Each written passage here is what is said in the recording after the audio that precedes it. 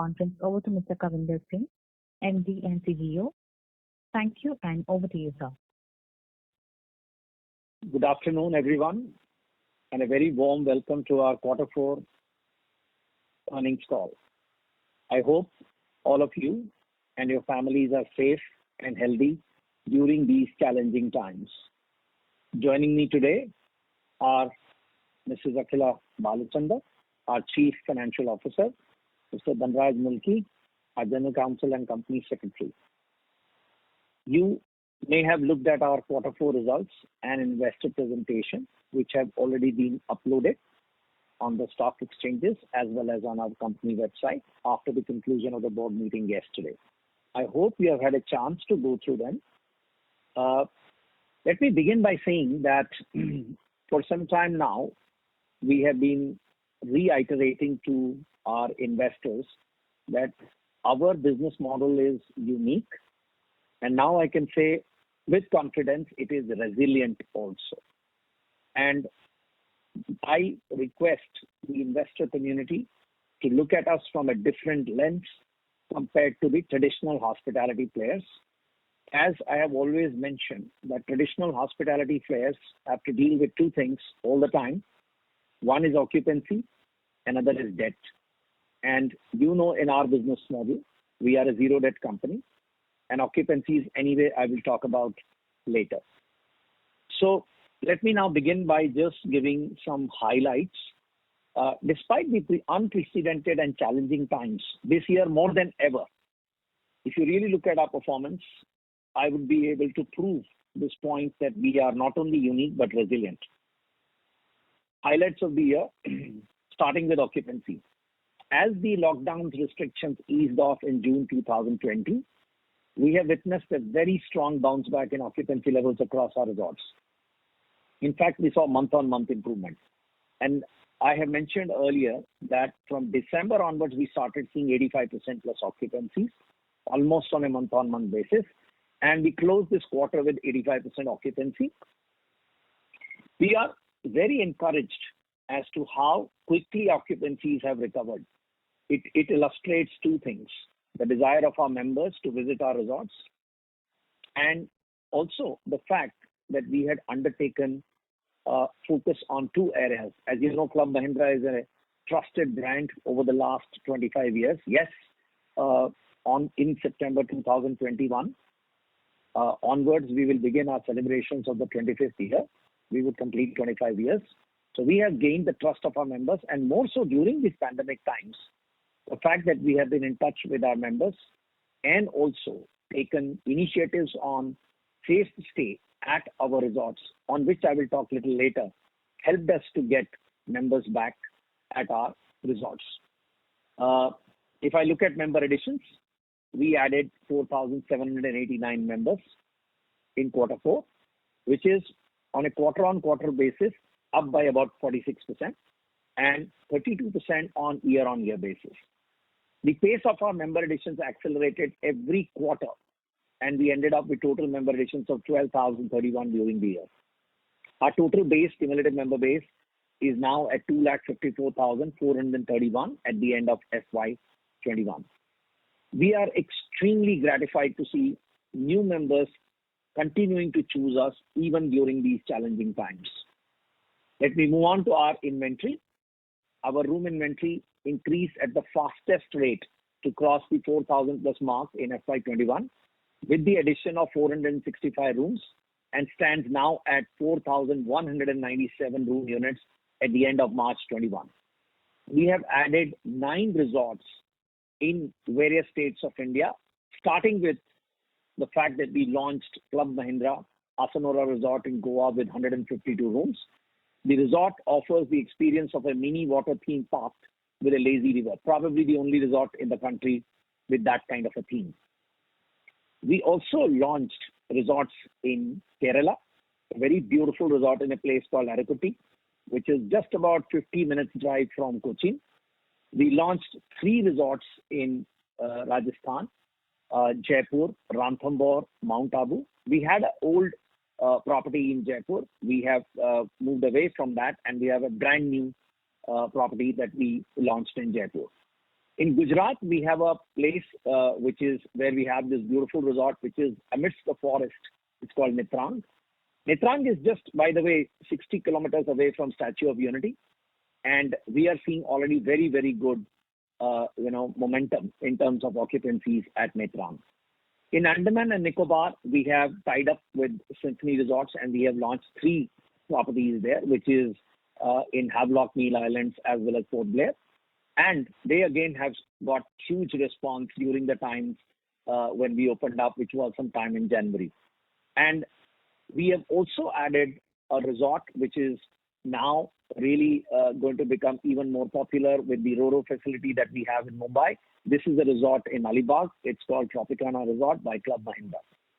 And this is a resort that we are again very proud of, that we have launched it well before the March ended. So on a total basis, our number of resorts have gone up to 79 resorts in India and abroad, which include resorts in Dubai, Singapore, Kuala Lumpur, Bhutan, Sri Lanka, etc.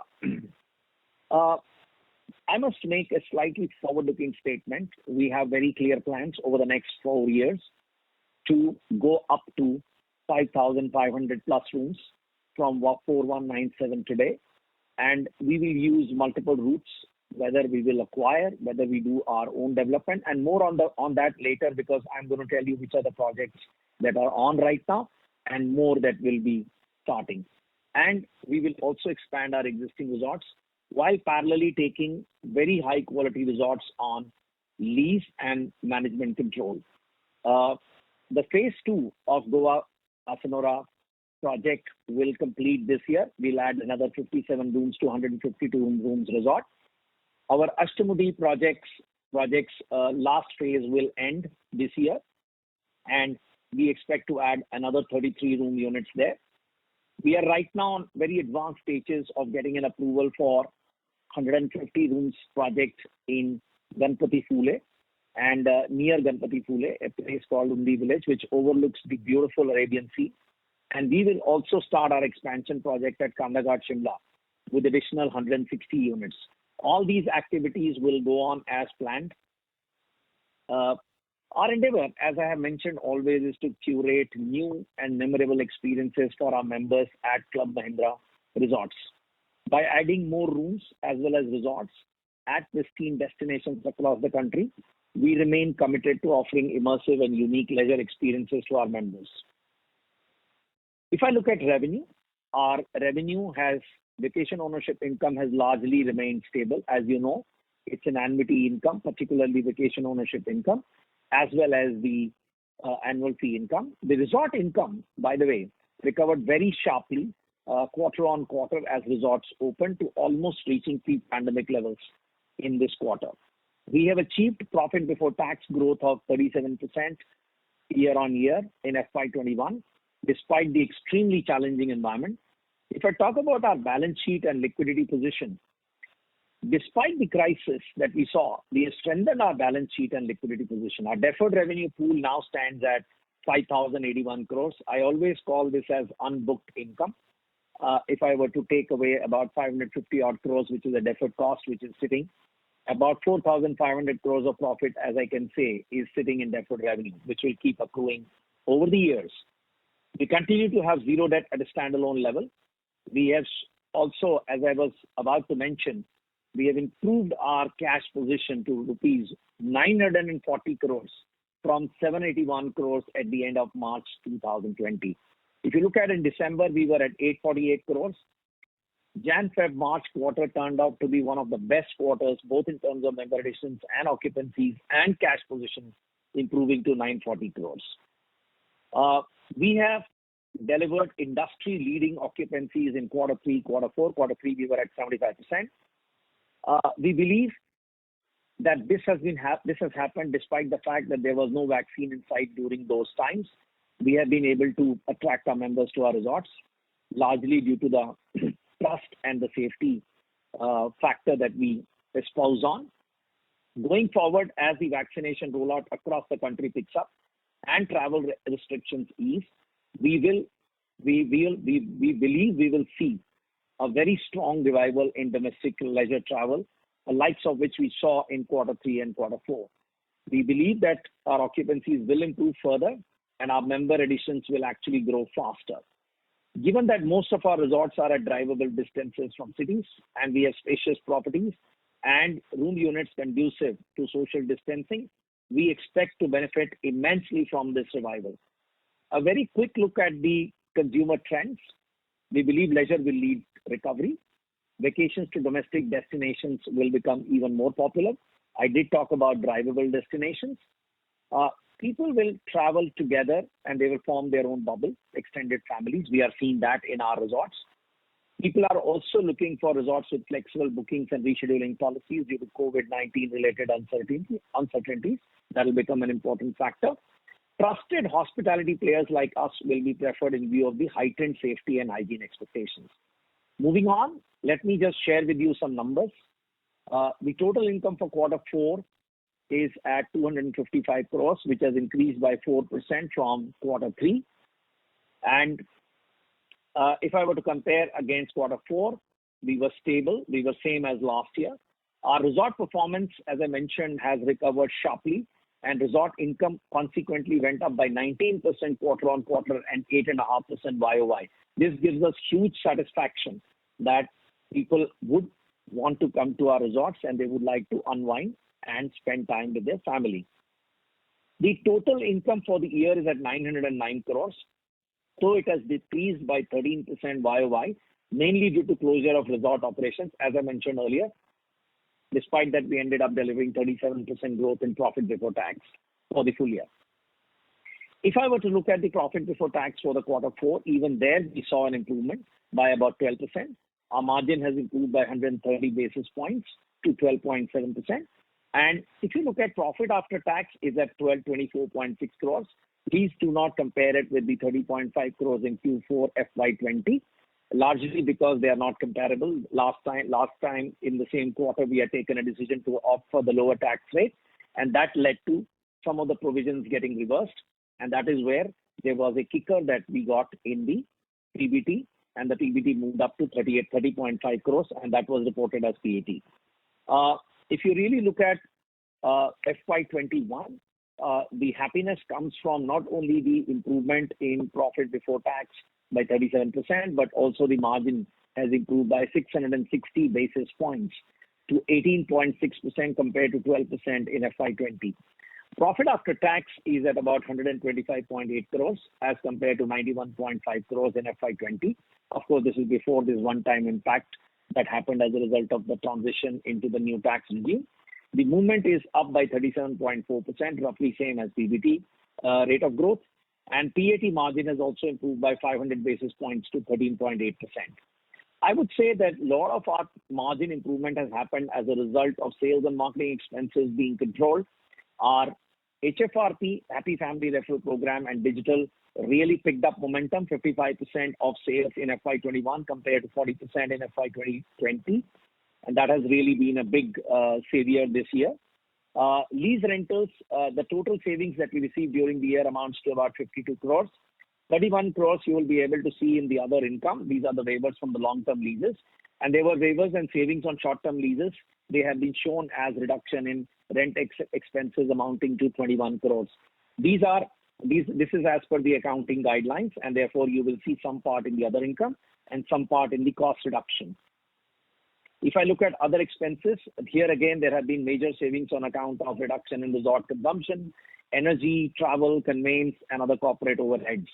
I think we have learned one thing, that we have sufficient headroom for savings on fixed expenses, particularly related to lead generation and resort-related costs, including energy. That's been one of the big learnings during this year.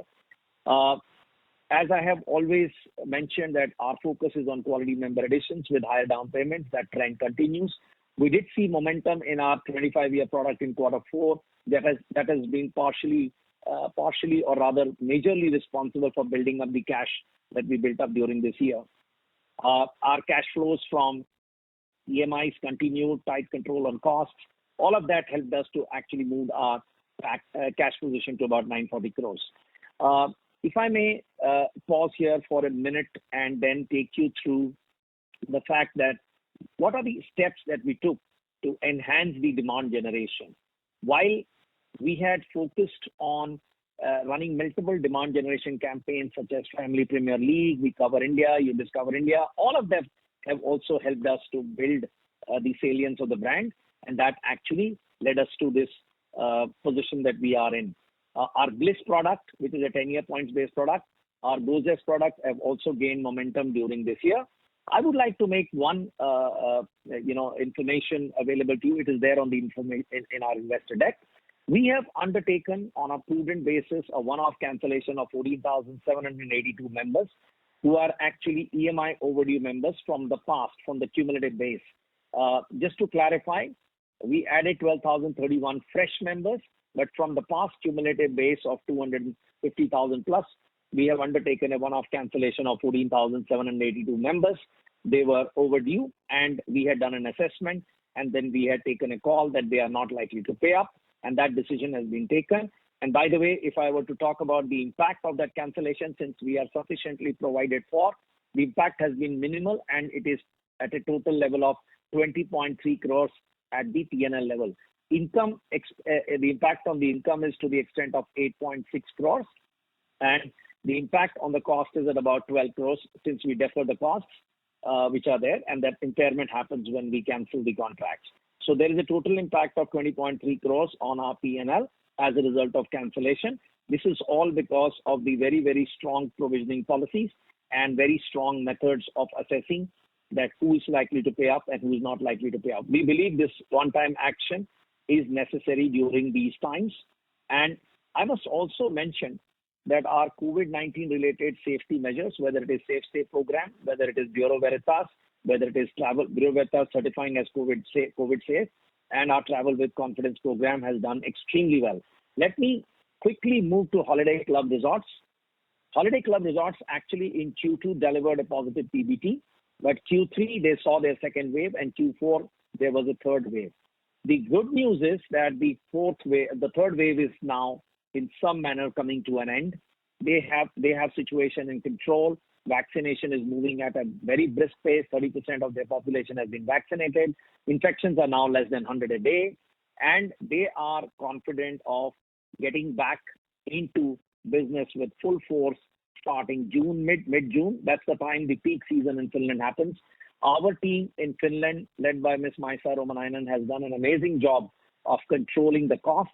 And that is why you could see that our operational loss in Q4, since they have a lot of fixed costs, despite that, they were able to contain their operational losses to 4.12 million euros in Q4 FY21. If I really look ahead, for me, I'm not intentionally going through every line of the performance, but I believe that I would like you to just make a note that even in these times, at a consolidated level, our EBITDA is 349 crores. And by the way, not only that, our margin has improved from the last year by about 130 basis points. Now, these are extremely difficult times. To deliver a consolidated EBITDA of 349 crores with margin improvement once again demonstrate the resilience of the vacation ownership model that we have. And to summarize, I would like to reiterate, and I would like to also mention how we look at things ahead. We have made solid progress in mitigating the impact of COVID-19. And we believe with the acceleration of vaccine rollouts, we will see a significant rebound in travel. We also believe that high infection states in India will recover by mid-June at the latest, and the rest of the states, the infection curve will flatten sometime by end June, early July. We believe that we will see a very quick rebound in occupancies like we saw last year. We also believe that there will be a growth in member additions in line with the number of resorts that we have added, and also the fact that we are now 4,197 rooms that we have. Our balance sheet is extremely strong, as you can see, and we believe that the need for people to spend time with family, their own immediate family members and friends, will actually help us to emerge stronger after the pandemic. And we believe the leisure will drive the recovery, leisure travel to domestic destinations, and we are at the forefront of that. Even on Holiday Club, I am very, very confident that situation will normalize by mid-June, and thereafter we will see a big rebound in terms of the local travel that will happen, leisure travel. And On this note, I would like to mention that we are very, very thankful to our team members. The fact that we have a strong balance sheet, the fact that we have a unique and resilient business model, we have an industry-leading brand. Our differentiated model, resilient model, actually points us to a brighter future as we look ahead. I hope each of you and your families continue to remain safe and healthy. Our thoughts are with all of those who have been impacted by the pandemic. Thank you for your time and patient listening. We are now open for questions. Thank you very much. We will now begin the question and answer session. Anyone who wishes to ask a question may press star and one on their touchtone telephone. If you wish to remove yourself from the question queue, you may press star and two. Participants are requested to use handsets while asking a question. Ladies and gentlemen, we will wait for a moment while the question queue assembles.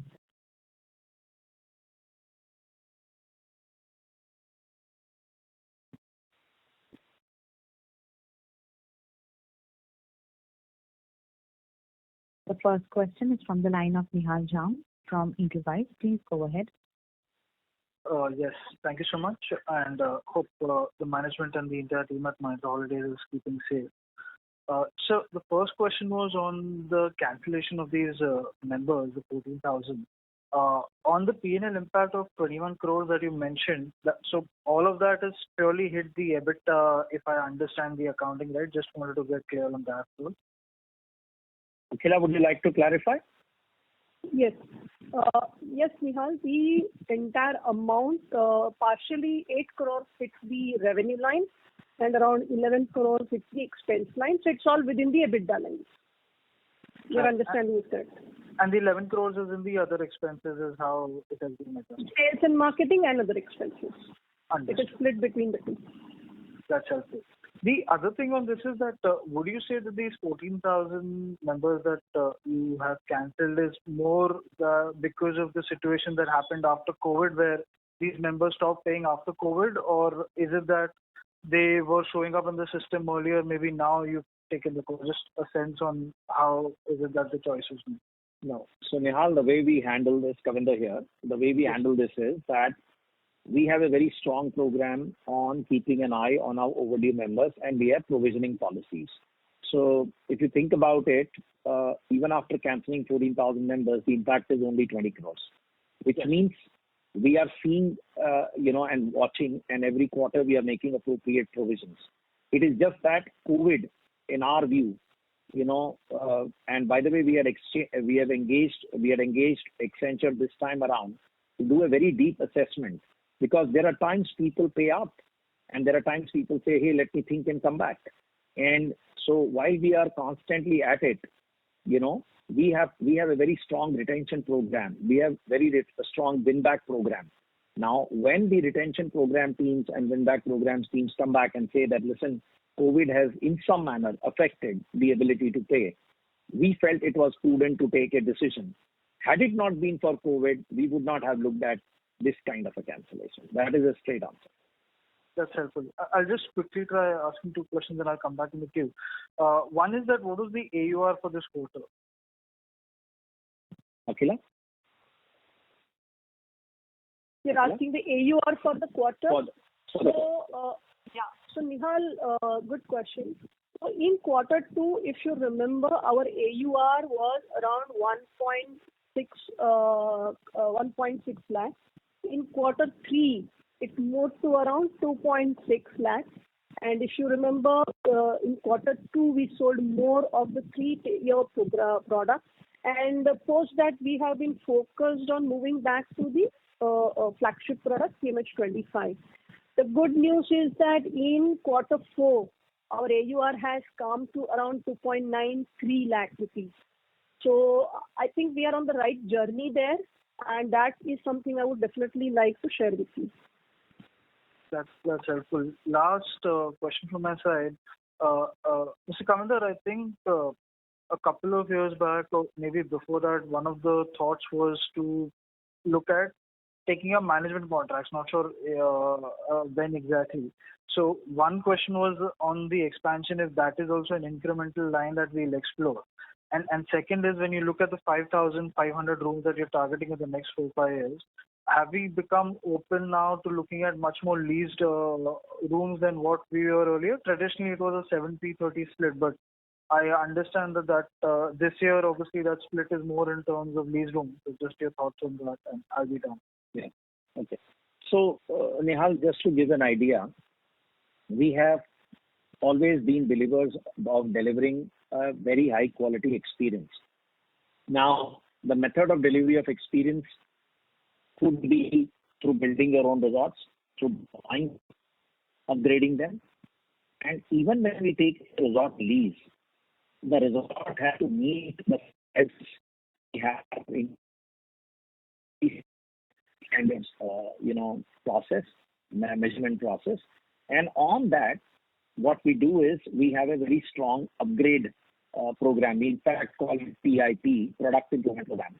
If you look at a product like Netrang that we launched, Netrang is an existing resort, and if we have the pictures before and the pictures after, we worked with the owner for almost a year to actually bring the resort to a level where it is now a world-class resort.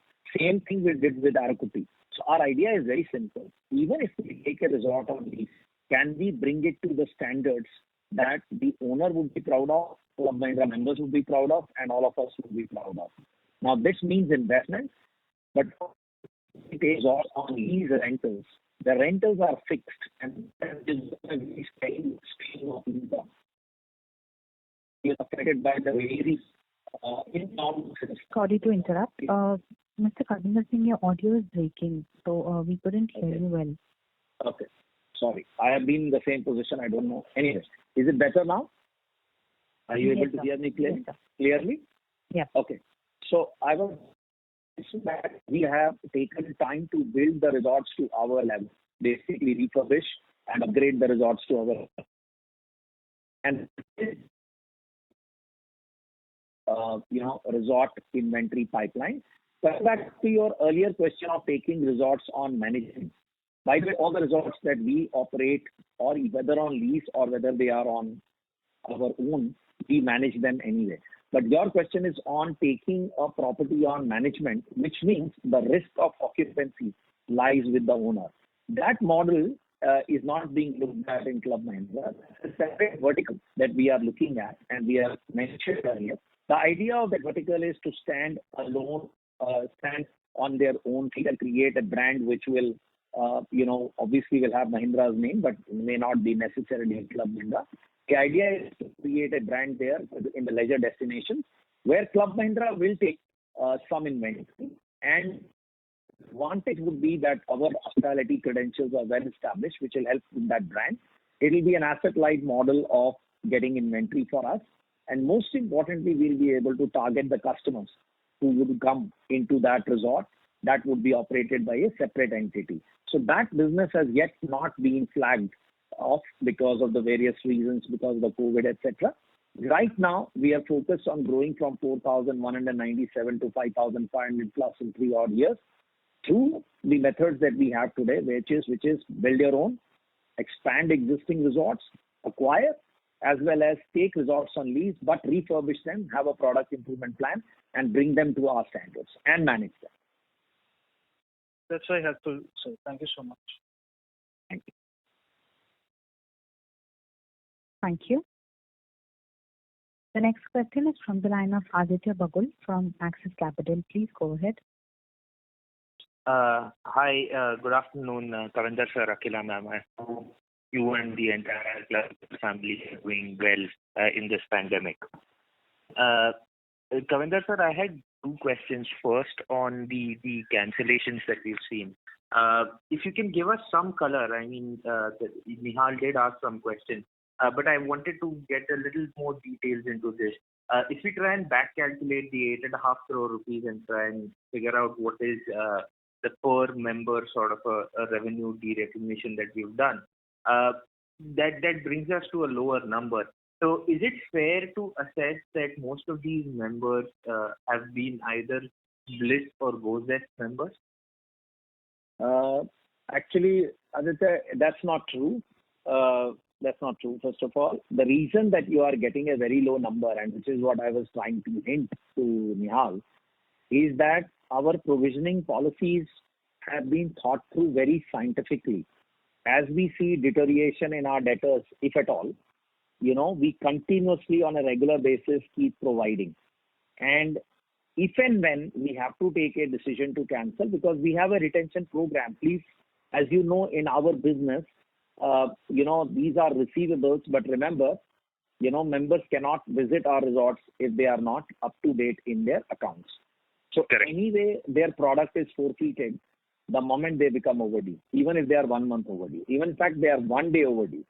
So we have, the product, it's not that we have to sort of impair anything, our asset or anything like that. That's not an issue in our case. However, since we are recognizing their income, over 25 years, now we recognize income with the new accounting standard. And the whole idea, therefore, is that how do you win them back? Because the idea of winning them back is to ensure that their deferred revenue will keep coming to us, and also they will come and spend at the resorts, and therefore the lifetime value of the customer will be ensured. So our provisioning policies ensure that even if we were to take a decision of a defaulting member, the impact is not going to be significant, which is what, again, a confidence that I want to give to our analysts and our investors, that there is really no surprise, even in these 14,000 members when we have cancelled. The provisioning has been sufficient to lead to only an impact of 20 crores, which is minuscule. And that is to say that our provisioning policies are robust and our methods are very, very well established over the years, by the way. Understood, sir. That's very elaborate. So my second question is, and I know this could be slightly forward-looking, but you've talked about 5,500 rooms, right? So if I just go by our historical trend, does that imply a total membership base of about 3.5 lakh members at 65 members to a room? Is that a fair back-of-the-envelope calculation to make? Yeah. I think it's fair for you to multiply by 65,500, and we are definitely aiming to accelerate our member additions. We are aiming to accelerate our inventory, because one thing, Aditya, we have learned now in this pandemic, that at least for the next 3 to 5 years, there's going to be a huge interest in domestic travel. It's not that the pandemic will last so long, but even if pandemic were to go away tomorrow, the fact is that there are a lot of people who have realized they haven't seen their own country. They want to go to drivable destinations. They want to be with their family, larger family, which easily is not possible in terms of international holidays are largely a nuclear family phenomena. So extended families, larger sort of set of friends and families going on a drivable destination, domestic, that's one trend which is going to boom. In fact, all our resorts that we are acquiring, we are keeping in mind acquiring or building that are they 3 hours, 4 hours away from the city where we will get members from. So to us, we are, in my view, FY22 to FY26-27. These are the next 4-5 years. They will be golden years in terms of the domestic travel, if not more. And even Indian government, even Prime Minister has gone on record on Dekho Apna Desh. And by the way, just to let you know, all these parties who have won the elections in the recent 4 states, each one of them is talking about growing the tourism in their respective states. So this is there in their party manifesto. So tourism is a job generator, direct, indirect. It is the fastest way to create jobs. It's the fastest way to boost the microeconomies around the places where you create connectivity and create the infrastructure. We are heading towards very, very good times ahead, and that is why I am confident that we should look at this kind of numbers.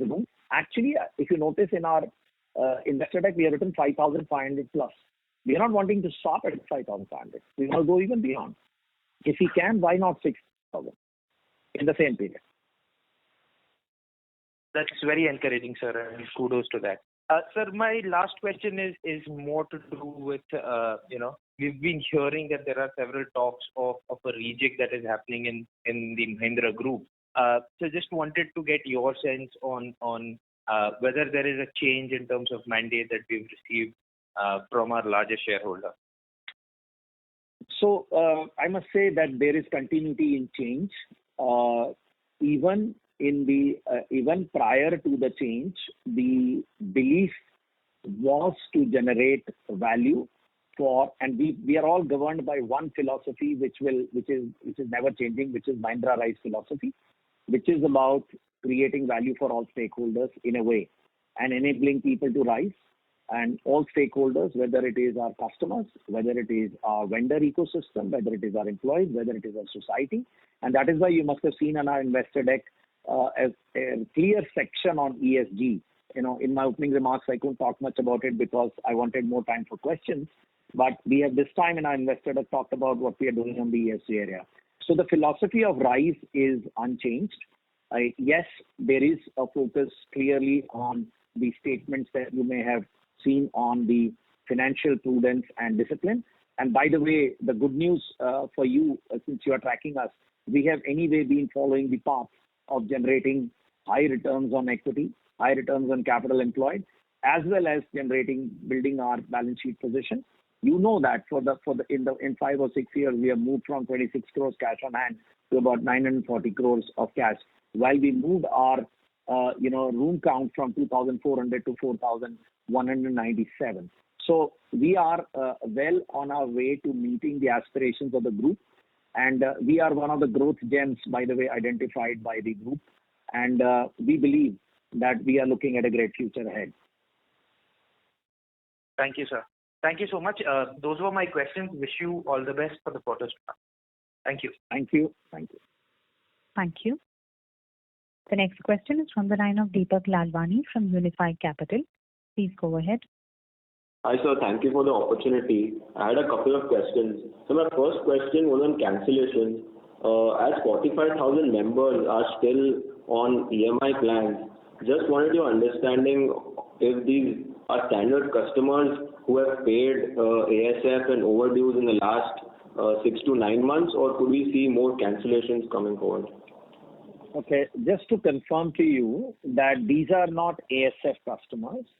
These are people who have to pay their EMI towards the membership. So what you have seen in the investor deck, which you are referring to, 45,000 EMI paying customers, yes, they are EMI paying customers with respect to their membership fee. This is a data for membership fee.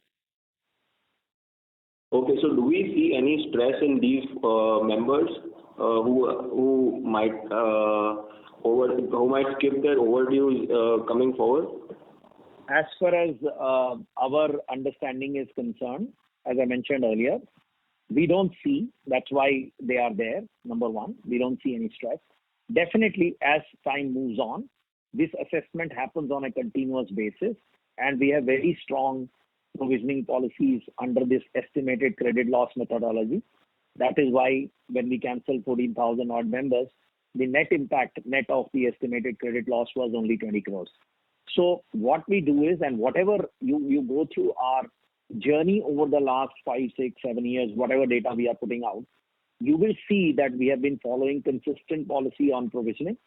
And as a result of which, we have been able to deliver a consistent growth in our cumulative members, as well as our resort incomes, as well as the fact that we have been growing profits year on year. Now, this business, fundamentally, since we are generating a significant interest income, we do finance ourselves the membership fee. But our focus is to get higher down payment paying customers, which ensures a very strong, let's say, commitment to the product. So we are making that shift over the years, and that is why you see our cash position growing. Thank you, sir. My second question is on rentals. We had savings of about 52 crores in this financial year. I wanted to get a sense of these waivers in FY22. How much of these savings will continue in the next year? So it is very simple. Actually, I use this word called natural hedge. A lot of times, when we used to think about it in days when there was no pandemic, and we used to think, hey, we have so much of rentals that we pay to the various rented properties that we have, whether it is our sales offices and whether it is our resorts that we have taken on lease. Is there a risk of these fixed costs? Now, if you think about it, in a pandemic kind of a situation, while we lost resort income, okay, and the consequent earnings, we actually made it up by saving on the rental cost. Now, it's an absolute natural hedge that we have seen. So at this point of time, if I go forward into the future, as our resorts run at high occupancies, there is no rental saving, and there will not be any rental saving, because the rental savings, if at all, will come through better negotiations with the properties that we are taking in, and even with the older properties, sometimes we reset. So those things will keep on happening, and that's a part of normal operating process. There's nothing new that I'm telling you. But the moment our resort occupancies go up, we get higher income and we make very good money in the food and beverage margins, and therefore we do not need those rental savings. So this is how you need to think about it, and compare us with the FY20 numbers, compare FY21, and if you just plot them into FY22, you may not see much of rental savings, but you will see higher resort income. You will see higher gross margins coming out of the resorts, which will actually help us in our profitability going forward. Got it, sir. My last question is on HCRO. Given the current situation in Finland, did we receive any incentive from the government there? Yes. Akhila, would you share the exact amount of the incentives received? Yeah, just give me a minute. Akhila, it is 1.59 million euros, but just give the breakup if you want it. That's the amount that we've received already, 1.5 million euro. And we're also seeing that maybe some more could come over the next couple of months, but that's still work in progress. Yeah. Okay, ma'am. So what is the debt position there currently? So currently they have a debt position of 26 million euros. But they are also very well capitalized. They have a liquidity position of 12 million euros. So since we had the pandemic right up front, we decided to recapitalize and take some debt on the books to ensure we did not have a liquidity crunch. So we took sufficient borrowings in HCRO in the local books, and at the end of the year we are at around 26 million euros. But the liquidity position, which is the cash available, would be around 12 million euros. Okay, I've got it. Thank you. That's it from my side. All the best. Thank you. The next question is from the line of Pawan Aluwalia from Laburnum Capital. Please go ahead. Thanks very much. Kavinder, first of all, trust that you and the Holidays family is all sort of safe. And thank you for the very detailed disclosures. Like everybody else, I'll start off with the cancellations. So, if I look at the EMI sort of memberships over time, right, they rose to about 72,000 in FY17. Then they were there in FY18, and since then they've sort of come down. We had one cancellation, about 10,000 members in FY19, and now we've had a 14,000 cancellation now. And between the two of those, they've taken the EMI members from 73,000 in FY18 to 45,000 now. So basically what's been happening, looks to me like you have not really been adding a lot of EMI members in the last 2 or 3 years, which at least I think is probably a good thing. Could you give us a little bit of color? I know you've said that these guys were not necessarily Zest or, could you give us some color on the vintage of these members? Over what period were these memberships mostly sold? At what point did they stop paying? At what, how long after they stopped paying did we decide to cancel them? Is this a FY14 to 17 vintage sales? Was it later? That would be very helpful to know. And secondly, any other color on them? Are these mostly self-employed people, small business people who may have had greater leverage to the pandemic, metros versus tier two? Any more further analytics you can drill down on in terms of who the ones are that turned bad, and how does that actually impact our sales targeting going forward? I mean, that would be the first question. Yeah. Second question is in terms of, obviously the cash generation continues to be very strong, which is great. Any visibility towards our interaction with the government on the ability to pay out dividends? Because, it would be very nice to, actually be able to reflect the true capital-light nature of our business, and pay out dividends the way, FMCG companies do. And finally, in terms of just resort operations, I was glad to see the rebound in resort income. Two sort of specific questions around that. One, are you seeing a lot of strong demand because of the kind of work from anywhere syndrome, where people are saying, look, if I'm holed up in my apartment and working from my apartment, I may as well take the family to a Mahindra resort and work from there. Secondly, as you did say, there'll probably be a fair bit of revenge tourism, and particularly domestic socially distanced tourism, which we are well positioned to capture. There's also a lot of savings that people have because they can't spend on regular activity during a pandemic. Are we introducing higher margin activities at the resort so that we can capture some of the spend? Because if people have saved, tens of thousands or several lakhs over a 3 to 6 month period when nobody's eating out, going to movies or anything, it would be nice to be able to capture that in terms of extra spends at the resorts. And would just be curious to see if there's been any thinking or action around that in terms of positioning ourselves to rebound. Let me start answering. All your questions, I notice, have a common thread. It's around value creation and value distribution. So let me start with the cancellation of the members and what is their vintage, how, and most important question was towards the end, how do we think of targeting members?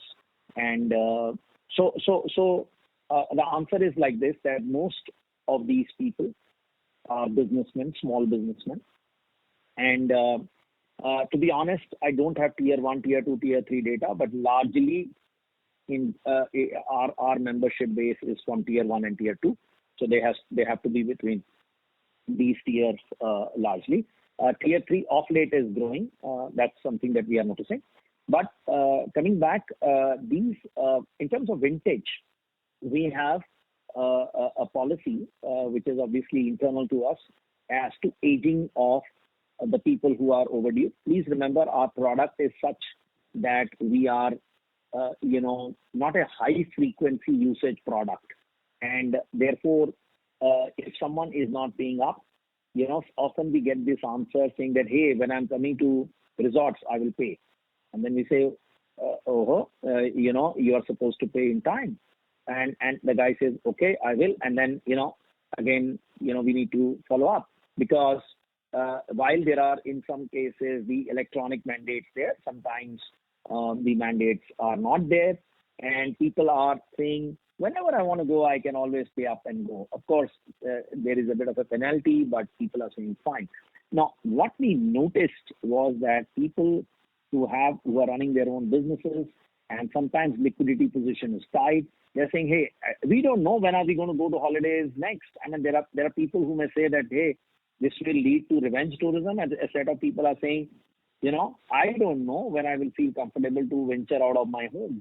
It could be a year, it could be 2 years, it could be 3 years. When people start thinking like that, and they say, hey, is this Club Mahindra membership really worth continuing? Because I'm paying an EMI, which has a bundled interest.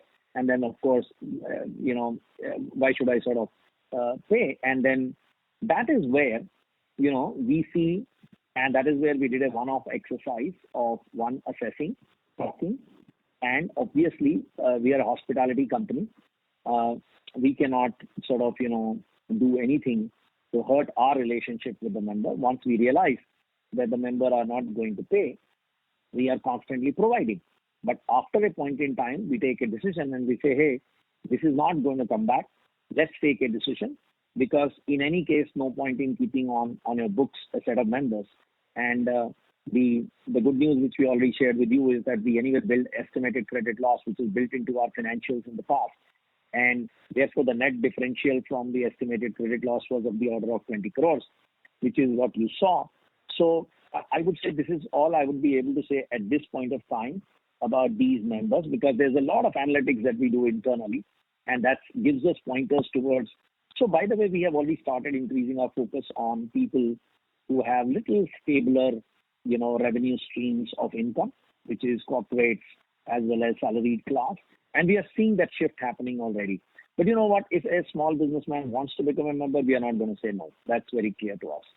So that's something in terms of targeting. That's one action we are taking. Second question related to going and asking. Sorry, Kavinder, just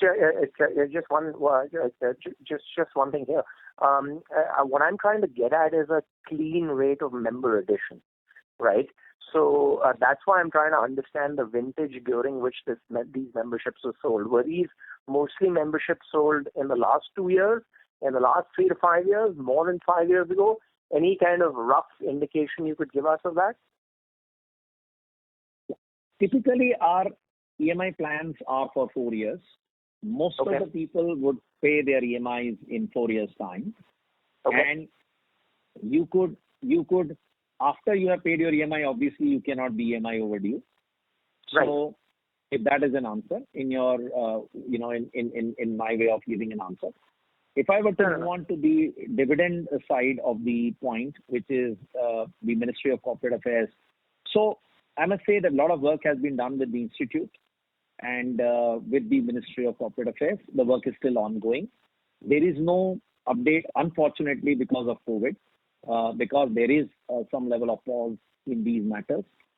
And so therefore, that remains an area which is still under follow-up. I'm afraid there is no update. And your third point was related to now that people are, wanting to stay at the resort instead of their homes and say, I can work from the resort, and therefore, are we creating experiences where we can capture more of their wallet spends at the resorts because there is that, money available? The answer is yes. And the answer is a big yes.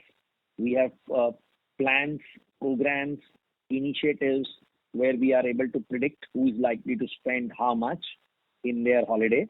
And we obviously run targeted campaigns.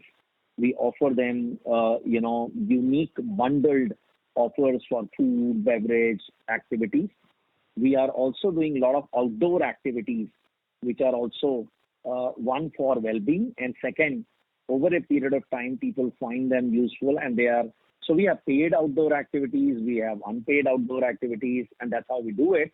Everything is not charged, but the idea is to get them out of their rooms and do something which will get them to, spend time amidst nature, while also engaging in something which they would sort of relish when they are back, and also in some manner giving us some kind of revenue. So yes, those kind of activities are going on, whether it is, walking trails, whether it is, electric bicycle tours, which are nature-friendly way of going around and seeing the resort and beyond. So there are a lot of activities which are, as you know, that we have taken a stake in this company called Great Rock Sport, which is actually, as we speak, is installing a lot of their, soft adventure. I'm very careful because all the activities that they do are in the nature of soft adventure, and their activities are also being sort of installed in our resorts because they are now in some manner our adventure partner, and that is the action that is being taken to keep people at the resort. In any case, it is not just to go outside the resort and eat out, and that will also hopefully help us to improve our food and beverage related the revenues, because our kitchens are ISO 22000 certified, and that's something that we do communicate. So a lot of communication, a lot of actions, initiatives on to capture the lifetime value of the customer when they are at our resorts. Okay, thank you very much. Glad to see that the fully paid member CAGRs are pretty robust, 8%, and would love to see a more rapid sort of CAGR there, and just a greater focus on that rather than getting into EMI, which is fundamentally a credit business. Yes. Thank you. The next question is from the line of Ankit Kanodia from Smart Sync Services. Please go ahead. Hello. Thank you for taking my question, and good set of congratulations for a decent set of numbers given the pandemic. First of all, I would like to thank you for this better disclosures in the presentation. Especially, I like the 37 number slide, and I hope we continue giving this breakup in future as well in regards to our fully paid members versus the EMI members. So I just had one question. The question is, we are now more than 25 years old. So some of our early members may retire or may not renew their membership. And we are into some sort of increasing our room count and resort count. So if we can, and since most of our many things or many data points we can actually, we have a very good data bank with us and we can project a lot of things.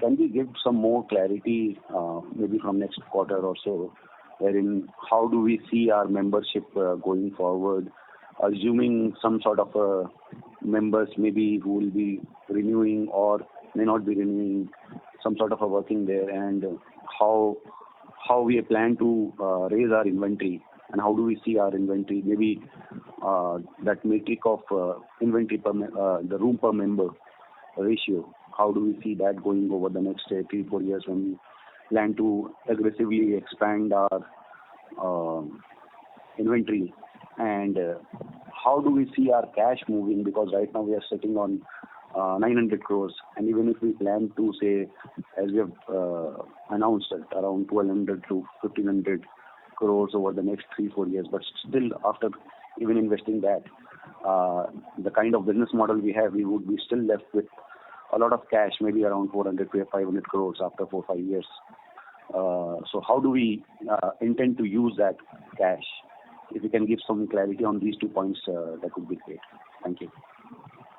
Okay. So, if you really, first of all, thank you for, we intend giving disclosures on a regular basis, what we have given already in this investor deck. As you know, you may have noticed, it's a recast investor deck, because we believe this COVID is a 1 in a 100-year event, which has actually shown the uniqueness and the resilience of our business model, and that is why we felt it is worth demonstrating to our investors. To your core question, which is really one in my understanding, and if I missed, then you can ask me again, is that how do we think about growing member additions? How do we think about growing inventory additions? And how do we think about dealing with the cash that we are generating?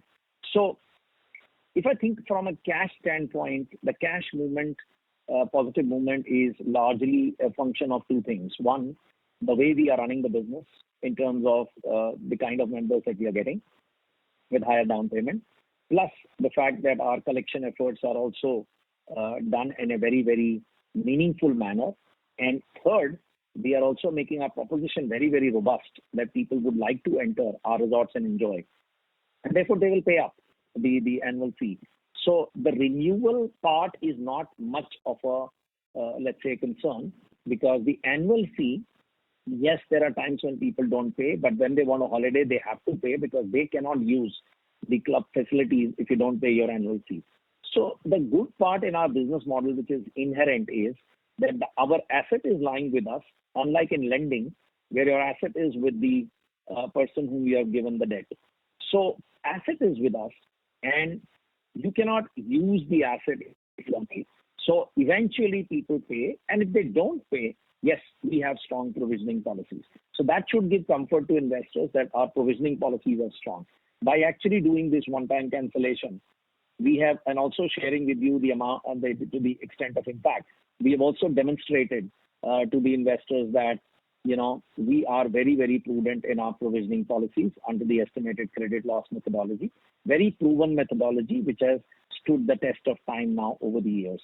Yes, as time goes by, we acquire members who come with higher down payment. You may see a reduction in interest income, which is fine with us, but they would spend money at the resorts, they will travel more, they will stay more, and we will be able to get a much better lifetime value. They will also engage in the activities. And the best part, which I have not revealed to you, which I am going to reveal now, is that happier members lead to higher referrals. I have not emphasized enough that this quarter and this year we delivered 55% of the sales to the referral and digital route, which shows the growing brand pull that we have created through the unique experiences, through the service culture that we have created, and the way we implemented our safety and hygiene measures at our resorts. This, to my mind, shows the true strength of the company, and of course the fact that our people during these difficult times have been able to give amazing experiences to our members and their families. To us, that is the number one asset. Then comes cash, which is an outcome. And cash deployment is very simple. You are right. We will deploy cash, in our new resorts. And you're right. We might still be left with cash, but I'm very confident that we will find a solution to this dividend payout problem, or we will think of any other solution of, rewarding our shareholders. Since you're right, the business model, the way we are running now, the way we have managing the business, we are in a position to return some of the cash, which is definitely due to the shareholders, and that to us would be our objective too. So that objective we are aligned. Growth objective we are aligned with our investors' objective, with our group's objectives, and we are also aligned with one biggest objective, which is actually our mission: good living and happy families. More so important in pandemic times. All of us would want good living, free from pandemic ideally, and happy families. So we are very, very clearly aligned to creating growing our member base, growing our resorts and experiences, and thereby creating a very, big flywheel effect in terms of capturing the lifetime value of our members. Specifically, you have seen our aspiration, crossing 5,500 rooms in 3 odd years, and whether through our own greenfield, whether through brownfield, which is expansions, or whether through our leasing route, where again we ensure that investment either by the owner or by us in some manner is done to bring the resort to our standard. So this is how we are going to play out in the future. Hope I have been able to some extent answer your question. Yeah, thank you so much. Just one follow-up on that in terms of returning the cash. Sorry to interrupt. Ankit, we would request you to please come back. Just one follow-up regarding that. Sure. Okay, if I may come to.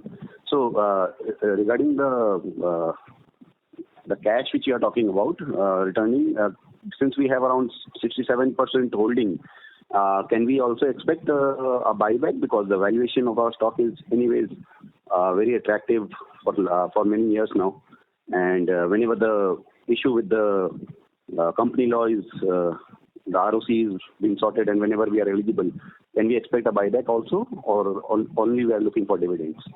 So to be honest, we have not given thought in this area. We are focused on getting an approval from MCA to give us an exemption under that specific section. I would say once we achieve that, then we will discuss obviously whatever options are there on the table to make up our mind on that. To be honest, we have not applied our mind there. Our focus is to get the exemption right now. Thank you. We would request the current participant to please come back in the question queue for any follow-up questions. The next question is from the line of Sachin Shah from MK Investment Managers. Please go ahead. Hi, Kavinder, and hello, Akila ma'am. First of all, congratulations. You've really worked hard during this very, very difficult period, and we can all see that in the numbers. And Kavinder, I completely agree with you with the presentation. You've really done a great job in terms of giving excellent disclosures, and particularly slide number 37, as some of the earlier speakers have also mentioned. I just had one question in relation to that. We can see. I hope I'm audible. Yes, you are audible. Okay, thanks, Kavinder. Yeah. So, we can see that 45,000 members are still on their EMIs. I just wanted to understand one basic thing, that will it be fair to assume that a large part of this 45,000 members, say 85-90% plus of them, would have purchased this membership or would have subscribed to the membership in the last 4 years? Because generally our EMIs are 4 years or lesser than that. So a large part of this 45,000 members would have come into our family within the last 4 years. Would that be a fair assumption? Fairly correct. Largely correct. Okay. Okay, that's good. That's good enough.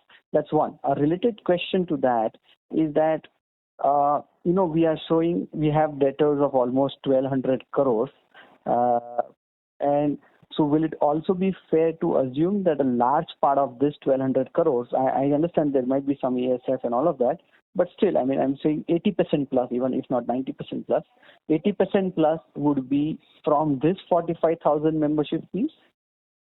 Sorry, in the last, what did you say? I couldn't. I'm saying that 1,200 crores of debtors that we have to collect from our members over a period of next few years. Would it be fair to assume that 80% of that 1,200 crores, 80% or higher, would be from this 45,000 members towards the membership fees? Would that be a fair assumption? Yeah, I think, Akhila, why don't you answer? I think, to my mind, this is EMI and annual fee. Correct, Akhila? That is correct. And large part of that would be EMI. Correct, Akhila? That is correct. Yeah, that's correct. Okay, fantastic. That's very helpful. The other one point was that if you can give me some sense that generally we have been maintaining 65% of our resorts were own resorts and about 1/3 was our leased properties of the total inventory. Has the ratio remained in that range, or has that now got skewed more towards the leased properties? If you can give some sense on that. Yeah, I think now we are more closer to 60-40. And only one thing, Sachin Bhai, I just want to make a point, is that, in good old days, there was this feeling, that, when you have a resort on lease, then it's not as good as the resort that you have built yourself. I must, share this in all honesty, that even our lease resorts, because they are managed by us and because we have done significant improvement, our Chief Resort Officer, Miguel, has been, driving this excellence journey. And we have done investments in these lease resorts, as I was mentioning earlier. Our holiday feedback scores, which we track internally, are at par between lease and own resorts. So that's one good news that I can share with you. And therefore, we believe that if we choose the right resort, do a proper product improvement plan, bring it up to the standards that we would like it to be, including the Happy Hub, the classic activities that we do in Club Mahindra, and we are very, very comfortable because we believe there is a huge opportunity in the leisure hospitality space. And there are times, as they say, time to market without compromising on the experience. Forget about compromising. In fact, some of our resorts, which we have opened very recently, if you look at the Arakuti resort in Kerala, it is such a beautiful resort on the backwaters of, just 45 minutes away from Kochi. It is a lease resort, but it has taken them 1.5 years to bring it to our standards. And we are not saying that, whatever condition the resort is, let's take it in. Because that would hurt the brand, and then we can't grow. Then we really won't be able to grow. That we are very, very clear. So yes, the answer is 60-40, slightly long answer. Thank you. The next question is from the line of Rohit P. from Equirus Securities. Please go ahead. Hi, sir. Congratulations. And I must appreciate it's a very detailed, well laid out presentation. I had a question on growth initiatives for the business. Given that you have large cash reserves, are you evaluating any inorganic acquisition opportunities over the near to medium term? And if yes, is the focus expected to be domestic or global? Okay. So first of all, we are very clear the opportunity in India is huge. All right. So, we believe that for us, it doesn't make sense to buy any timeshare company because there is no timeshare company which will probably meet our exacting standards. So we believe that what we really need is good quality properties which are unique, which need a bit of, let's say, if necessary, upgrade, if necessary, and are strategically located where our member bases are, or we can grow our member bases in. For example, if I get a good property in Odisha as a state, I would love it because our position over there is weak because we do not have a good property. We don't have a property there, and I cannot therefore attract members in that area. Okay, anywhere in Northeast, we are open to looking at properties which are good quality, which will help us to grow our member base there. Okay, South always remains an attractive destination. We are very well represented in Kerala, but in Karnataka, we still have opportunity, right? And same way in Tamil Nadu, and same way in Andhra, and to some extent, very little extent, I would say in Telangana. If I were to look at Maharashtra, we are always open to see a property because we have a very significant base in Maharashtra, right? Gujarat, even now we believe is an area of opportunity. Very good growth in member additions we see in Gujarat month on month. It's a very, very important state for us. Same is the case with Rajasthan. Okay, when I go up north, we are well represented in Himachal. I think, even though we are still looking at more opportunities in Himachal, Uttarakhand remains still an area of further opportunity for us. So if I look around, and Madhya Pradesh is something that we should not forget. Okay, so we are looking at constantly at properties which are either in various stages of construction, meaning not fully completed. And that's the time sometimes owners come to us and they say, why don't you guys, tell us we'll bring it to your standards and then you take it over.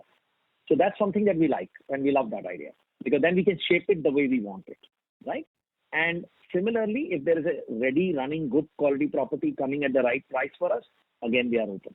Okay, that's the second thing that we think about. And therefore, when we talk of acquisition, we only mean resort property acquisition. We do not mean acquiring any timeshare company. And largely our focus is India. Let me be honest enough to also tell you that, we have some properties outside India, in Southeast Asia. We do keep looking at opportunities in Southeast Asia because the fact is the moment the Asia and India comes into control in terms of pandemic, the short haul destinations will be again very much in demand. Okay, whether it is Phuket, whether it is Dubai, whether it is Singapore, Kuala Lumpur, all these places are going to remain in good demand because of the proximity to the country. So we do see this as in some manner an extended India region for our purposes, and we keep looking at opportunities there also at this moment of time. Thank you. That was the last question. I would now like to hand the conference over to Mr. Kavinder Singh for closing comments.